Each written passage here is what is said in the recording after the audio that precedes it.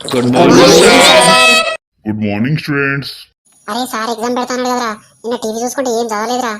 పిల్లలు ఈరోజు క్లాస్ వచ్చి ఫోటో సింథసిస్. అరే సార్ మర్చిపోయిరా.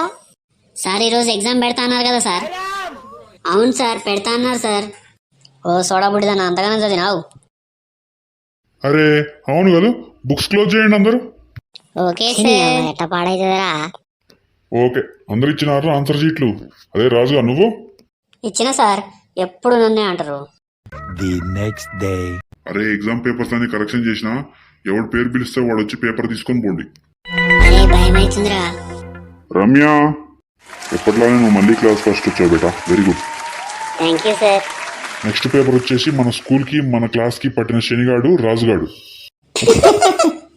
ఏ పొరి నవ్వుతున్నాయి. 100కి 3 మార్కులు వచ్చినాయిరా నీకు. ఏం చేసినావు రా చదవకుండా? మొన్న నైట్ మా ఇంట్లో కరెంట్ పోయింది సార్.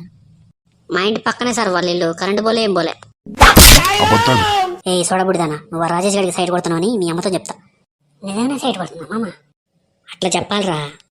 అట్లా చెప్పు, అది నా పిల్లరా.